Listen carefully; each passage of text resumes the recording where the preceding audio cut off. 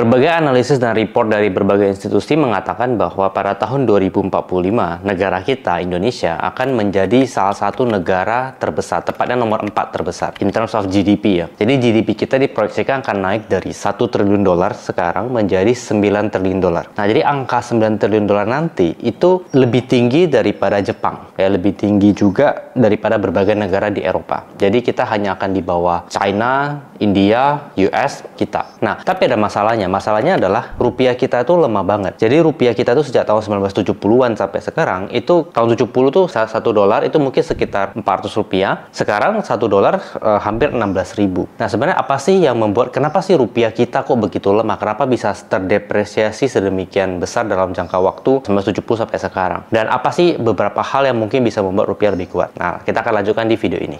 Nah, jadi pertama-tama kita bahas dulu tentang sejarah rupiah. Jadi rupiah ini kan mata uang Indonesia, diperkenalkan tahun 1946. Jadi masa-masa perjuangan mempertahankan kemerdekaan tahun 46. Nah, lalu tahun 65 itu terjadi krisis, ya, terjadi krisis di mana rupiah kita itu jeblok, inflasi kita 635%, ya, jadi rupiah jeblok. Dan juga kalau teman-teman pelajari sejarah ada yang namanya sunering, ya. Jadi sunering adalah ketika nilai tukar rupiah itu di-cut ya 1000 kali kalau saya nggak salah. Sehingga orang yang punya uang katakanlah 1.000 jadinya di-cut jadi 1 rupiah, tapi harga barang-barang tetap 1.000 rupiah. Jadi daya belinya tuh benar-benar kepotong. Nah, teman-teman, by the way, ngomong-ngomong soal krisis tahun 60-an, salah satu bank yang bertahan di tengah krisis itu adalah NISP. Teman-teman bisa nonton sejarahnya di link di atas. Nah, lalu ketika terjadi krisis yang sedemikian berat itu, teman-teman, terjadilah pergantian pemerintahan menjadi Orde Baru. Di zaman Pak Harto ini tahun 66 itu Pak Harto gercep melakukan berbagai reformasi, ya, reformasi di bidang ekonomi khususnya. Seperti misalnya melakukan restrukturisasi utang, kemudian juga pengaturan fiskal, jadi anggaran-anggaran itu kembali diatur ulang agar lebih balance, dan juga subsidi ke BUMN, dan juga menghilangkan kontrol terhadap harga, karena kan ketika inflasi itu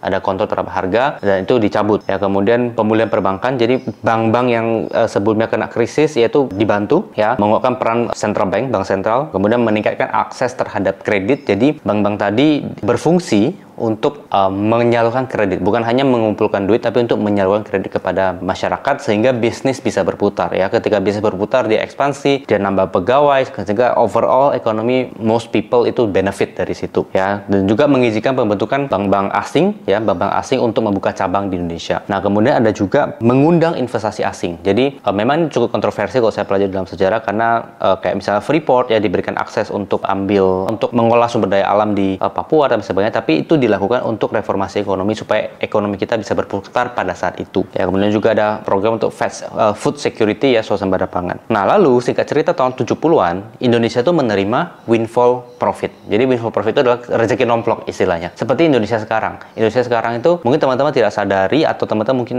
yang memperhatikan dengan dekat, ya. Perusahaan-perusahaan batubara memperoleh profit yang begitu besar. Indonesia juga salah satu pengekspor batubara terbesar, kan. Dan itu mendapatkan profit rezeki nomplok yang begitu besar karena batubara begitu tinggi pada saat itu, ya. Dan tahun 70-an windfall profit Indonesia diperoleh dari oil, dari minyak, ya. 70% dari revenue negara kita pada saat itu datangnya dari minyak. Jadi Indonesia itu pada saat itu merupakan negara kaya minyak, ya, tahun 70-an. Jadi kita anggota OPEC. Ya, kita salah satu raja minyak juga pada saat itu. Cuma sekarang kan produksi kita udah turun jauh di bawah konsumsi, ya. Jadi sudah tidak masuk dalam anggota OPEC. Nah, tahun 80-an, ya, tahun 80-an karena pendapatan kita 70% bergantung dari minyak, ketika minyak jatuh tahun 80-an, 70-an kan minyak naik, ya, 80 minyaknya turun, ya, harga minyak turun, sehingga pendapatan negara juga terimbas, ya, juga agak goncang. Nah, akibatnya untuk mentata ulang ekonominya, ya, Indonesia itu berusaha untuk dalam tanda kutip diversifikasi ke sektor lain, sehingga melakukan deregulasi. Deregulasi artinya regulasinya dilonggarkan, terutama pada perbankan, karena perbankan itu seperti pelumas ekonomi, ya, kredit, ya, karena dia bisa menyalurkan kredit itu seperti pelumas ekonomi supaya ekonominya bisa putaran lebih kencang, ya. Jadi melakukan deregulasi pada peraturan perbankan sehingga banyak bank-bank baru tuh muncul, ya.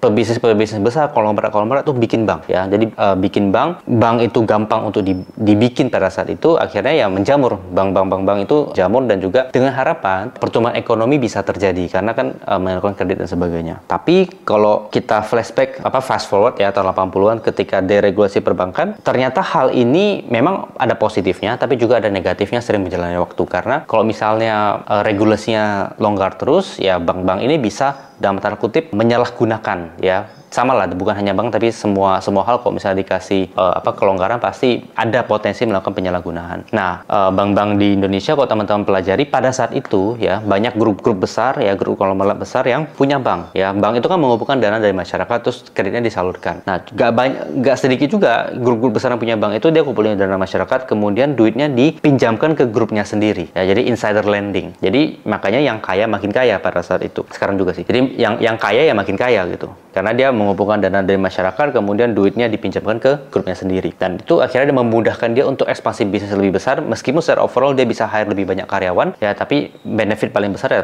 kepada orang yang punya bank itu, gitu kan. Nah, kemudian singkat cerita ya, jadi ekonomi Indonesia itu memang running dengan besar, dengan cepat ya, panas, tapi juga fragile, karena banyak juga foreign direct investment yang masuk ke Indonesia. Karena dari regulasi perbankan juga, foreign direct investment juga salah satu penopang paling besar di ekonomi Indonesia pada saat itu. Hal ini kemudian pada tahun 98 tuh meletus juga ya, ketika serangkaian krisis dan waktu bubble itu ngumpul tahun 98 pecah ya. Tahun 98 pecah, ketika tahun 98 itu GDP Indonesia itu minus 14% ya, turun 14%. Inflasi itu naik hingga 80% dan banyak bank itu yang sebelumnya dibentuk tahun 80-an karena mendapatkan deregulasi tadi itu ditutup dan akhirnya bangkrut ya, termasuk berbagai grup-grup besar tadi yang konglomerat besar tadi yang punya banknya harus ditutup ya. Kemudian ada juga beberapa case ketika bank itu diambil alih oleh negara untuk dipulihkan sehingga berganti ke pemilikan seperti BCA misalnya. Nah, rupiah pada saat itu melonjak dari 2.600 menjadi 15.000 dalam setahun. Jadi teman-teman bisa lihat fundamental dari ekonominya dan juga kestabilan politik, kestabilan ekonomi, sosial dan sebagainya itu juga mempengaruhi, karena rupiah bisa anjlok sedalam ini juga karena ya snowball effect lah dari misalnya kan sebenarnya awalnya dari Thailand yang krisis segala macam, tapi juga snowball dari berbagai krisis yang sebelumnya kita hadapi ya. Karena ketika ekonomi Indonesia tumbuh di tahun 70-an 80-an ya, ketika memperoleh profit yang begitu besar, gap antara yang kaya dan yang miskin tuh sangat besar. Jadi yang kaya ya kaya banget, miskin ya miskin banget. Tengah-tengahnya itu benar-benar nggak ada, tipis gitu ya. Sehingga akibatnya ya kalau Ray Dalio bilang ketika hal itu terjadi ya, kalau yang miskinnya lapar terjadilah revolusi ya, tanda kutip revolusi, reformasi segala macam. Itu ya membuat konflik yang begitu besar dan itu pecah tahun 98. Dan ketika konflik yang begitu besar terjadi, kurs ya rupiah, kurs mata uang di negara tersebut menjadi melemah karena kan investor nggak confident untuk taruh duit di negara tersebut. Nah, jadi hal itu kira-kira sejarah tentang mata uang di Indonesia. Nah, lalu kita juga jangan sepelekan peran Bank Indonesia dalam menjaga stabilisasi nilai tukar rupiah. Jadi peran BI ini sangat-sangat krusial ya untuk menjaga mata uang kita tetap stabil dibandingkan dengan mata uang lain, especially US dollar. Ya, karena BI ini secara proaktif ya, mereka mengatur ya, melakukan berbagai kebijakan untuk menjaga agar rupiah itu tetap drop ya, maksudnya menjaga rupiah agar tidak drop. Nah, misalnya saya kasih contoh ketika BI menaikkan suku bunga. Jadi BI yang berhak untuk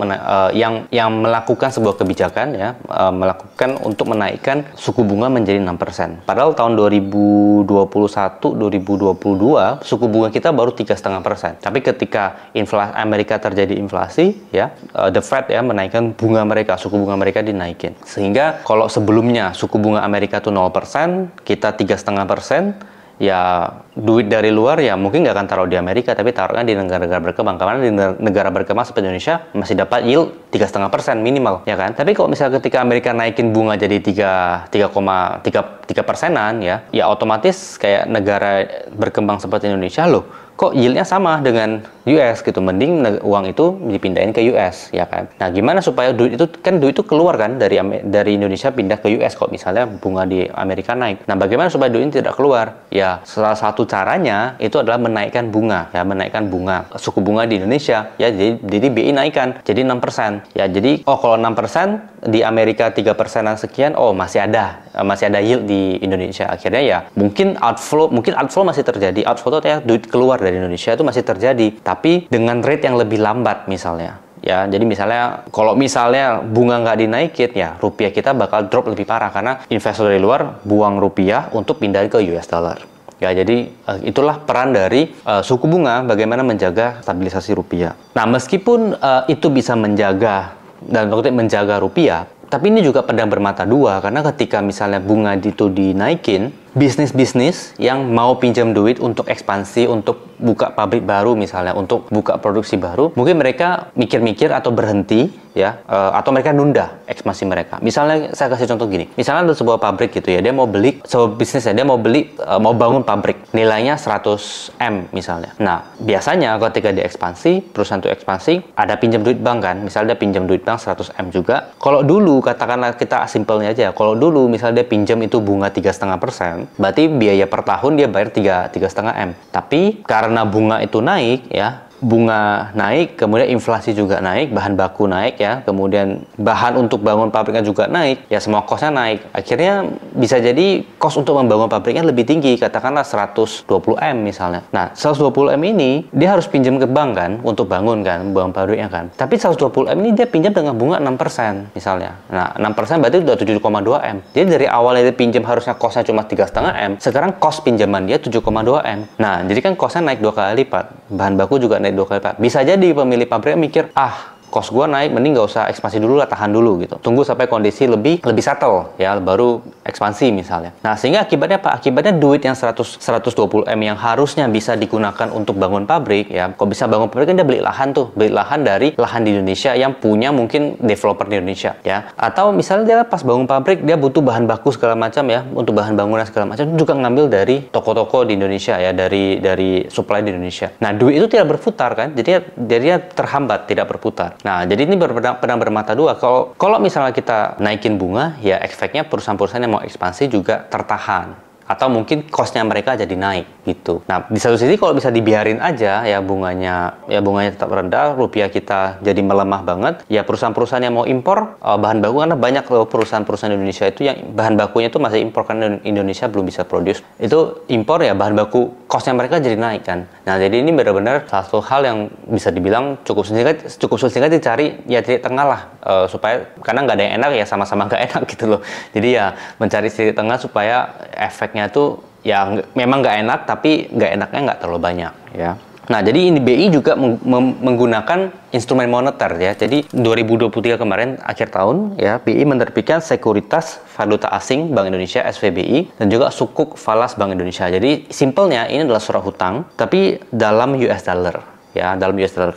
Kenapa US dollar? Karena ya kita butuh dolarnya untuk tetap di Indonesia, sehingga dalam kutip BI pinjem US dollar sehingga dolarnya ini tetap di Indonesia, diberikan yield lah ya, karena kan suku bunga surat utang kan pasti kasih yield kepada orang yang pegang surat utang tersebut. Nah, jadi salah satu instrumen moneter yang dilakukan oleh BI untuk menahan dolar itu tetap di Indonesia ya. Kemudian bukan hanya BI yang berusaha untuk menahan kurs ya, kita juga cukup beruntung karena negara kita itu ekspor komoditas yang harganya lagi bagus 2-3 tahun terakhir ya.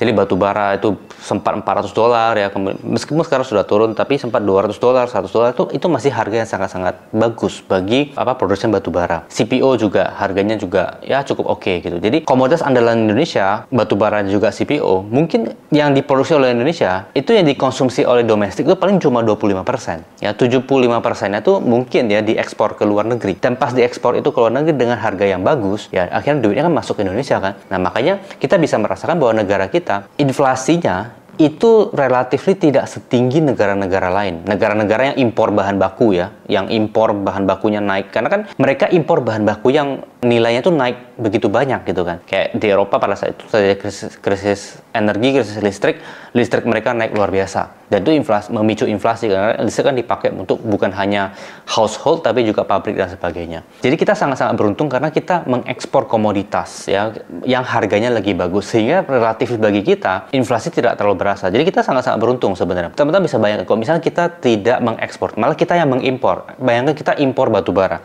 kita impor CPO yang harganya lagi tinggi pada saat itu ya. Batu bara dipakai buat listrik ya, buat pembangkit listrik. Ya listriknya jadi naik gitu kan. Nah, itu adalah salah satu hal yang ada kutip blessings in disguise juga ya, yang bisa membuat kita inflasinya tidak setinggi negara-negara lain. Kalau bisa kita bandingkan ya kondisi kita dengan negara-negara lain yang begitu porak-poranda karena ekonomi mereka goncang, kita masih aman-aman, nggak kayak Turki, nggak kayak Argentina yang inflasinya begitu tinggi. Jadi kita masih dalam tanda kutip relatively mild, yang masih bagus. Nah, emangnya ada nggak sih keuntungan atau kerugian kalau misalnya kurs kita lebih lemah? Jadi kalau kurs kita lebih lemah, faktanya adalah ada untungnya, ada ruginya. Jadi saya bahas untungnya. Untungnya sama ruginya ya. Untungnya itu adalah kalau misalnya kurs kita lebih lemah, kita bisa ekspor barang tuh lebih banyak. Nah, kita bisa ekspor barang lebih banyak. Kenapa? Karena di negara lain, di negara misalnya kita ekspor ke US gitu, US impor dari kita. Karena mata uang mereka lebih kuat misalnya. Ya impor barang dari kita itu menjadi lebih murah dibandingkan misalnya negara lain yang currency-nya sama kuat dengan US misalnya, ya kan? Nah, jadi itu satu. Kemudian perusahaan-perusahaan yang ekspor, ya itu juga memperoleh profit yang lebih besar. Misalnya dia ekspor nih, waktu kursnya 10.000 ya,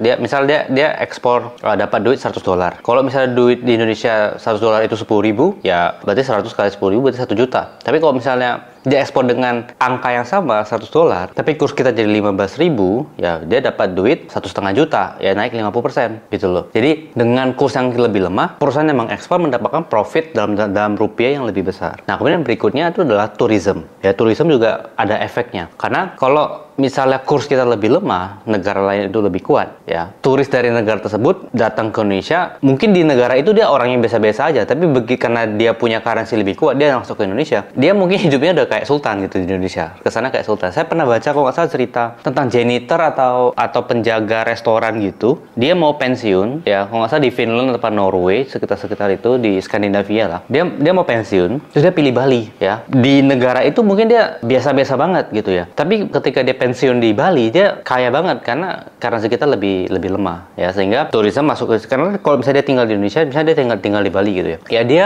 spendingnya, makannya, dia sewa rumah, ya, dia sewa villa segala macam, itu kan memutar ekonominya, dia spending konsumsi itu segala macam, itu kan memutar ekonomi di Bali gitu. Jadi makanya turisme juga ngefek. Nah, bagaimana dengan kekurangannya? Kekurangannya adalah kalau misalnya kurs kita lemah, ya, dan lemah banget gitu, misal dropnya parah gitu ya, itu bisa memicu inflasi, especially untuk perusahaan yang raw materialsnya itu masih impor. Jadi misalnya ketika dia impor nih, dia impor dengan cost katakanlah waktu $1 10.000, dia impor butuh kebutuhan $100 gitu impor ya. Dengan kurs 10.000, duit untuk dia mengambil bahan baku dari luar negeri itu katakanlah 1 juta kan, 1 juta rupiah. Tapi kan rupiah kita melemah jadi 15.000 contohnya ya. Dia impor $100 untuk bahan baku yang senilai $100, dia perlu bayar 1,5 juta gitu kan. Jadi dia perlu bayar lebih tinggi. Sehingga ketika dia proses raw materials tadi untuk menjadi barang jadi, harganya harus naik. Dan ketika harga itu naik, ya, apalagi itu bahan pokok misalnya ya akhirnya itu memicu inflasi. Nah, most perusahaan consumer goods di Indonesia, misalnya contohnya ya, perusahaan consumer goods di Indonesia itu mostly masih mengimpor bahan baku. Ya, kayak misalnya gandum itu juga impor dari berbagai negara seperti Australia. Jadi, kalau misalnya kurs kita lebih lemah, kekurangannya adalah bisa pas impor bahan baku menjadi lebih mahal sehingga bisa membuat cost push inflation. Jadi, karena costnya naik, akhirnya harga dinaikin sehingga men-trigger inflasi. Berikutnya adalah yang kedua adalah kalau misalnya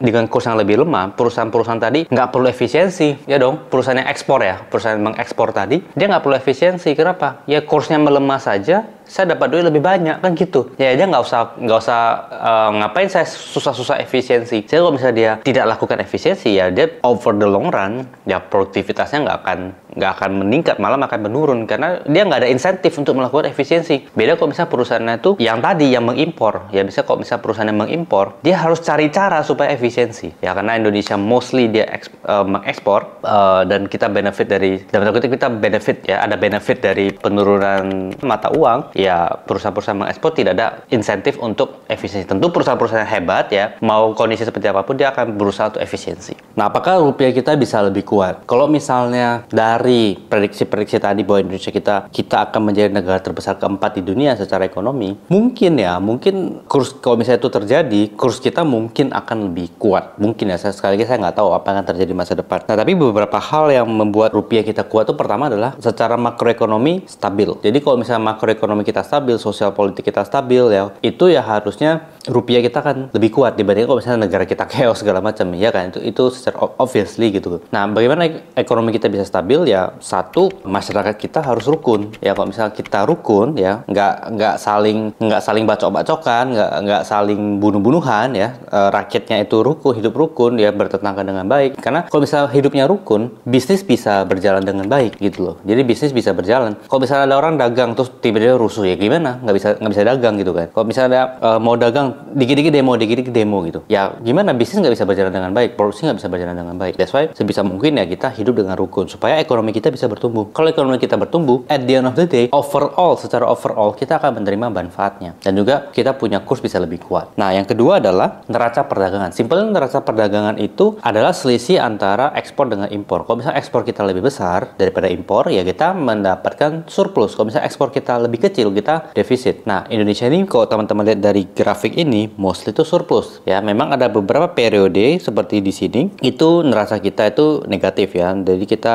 defisit. Tapi secara overall, neraca kita positif. Kenapa neraca perdagangan yang positif itu bisa membuat rupiah lebih stabil, lebih kuat? Karena kalau misalnya neraca perdagangan kita positif, ekspor kita lebih besar daripada kita impor. Artinya kalau misalnya kita ekspor lebih besar, duit itu masuk ke Indonesia, ya kan? Sehingga nilai tukar kita karena kita menerima duit dari luar masuk ke Indonesia, ya duit kita menjadi lebih kuat. Nah, itu logiknya behind cadangan devisa. Cadangan devisa ini ibaratnya kayak dalam tanda kutip ya seperti namanya dana cadangan gitu, tapi dalam mata uang asing ya. Nah, kalau misalnya cadangan devisa kita besar, kuat ya, kita punya kurs juga akan lebih stabil. Kenapa? Karena kalau misalnya neraca cadangan devisa kita besar, kursnya agak melemah gitu misalnya. BI misalnya bisa melakukan intervensi, misalnya dengan melepas dolar tukar ke rupiah gitu misalnya. Dengan begitu ya rupiah kita menjadi naik karena kan dia menjual US dollar untuk ditukar menjadi rupiah sehingga nilai rupiah menjadi naik. Nah, itu satu. Yang kedua adalah memberikan confidence kepada investor. Oh, BI-nya cadangan devisanya besar sehingga kalau dia mau invest ya kursnya dia kalau misalnya dia invest kursnya melonjak itu kan dia rugi gitu kan. Tapi kalau misalnya dia cadangan devisanya kuat ya dia berani invest, dia confident untuk invest. Karena kalau misalnya cadangannya besar, BI bisa melakukan berbagai hal untuk menjaga stabilisasi mata uangnya. Kalau teman-teman pelajari yang kayak krisis di Nigeria misalnya, ketika kursnya melemah, itu karena cadangan devisanya nggak terlalu banyak, dikit sekali, bahkan nggak cukup sehingga terjadi outflow, panik lah. Itu sekian banyak faktor selain dari cadangannya juga berbagai faktor ekonomi yang lain. Nah, jadi kalau misalnya cadangan devisa kita sebenarnya cukup kuat ya, nilainya 144 miliar dolar setara dengan 6 bulan kebutuhan untuk impor. Jadi kita butuh dolarnya berapa, kita sudah punya dolar itu dalam waktu untuk 6 bulan ke depan gitu. Nah, jadi itu dulu yang saya mau bahas tentang kurs ya. Kalau teman-teman mau pelajari mental model, bagaimana cara berpikir agar dapat mengambil keputusan benar dalam investasi, bisa nonton di sini.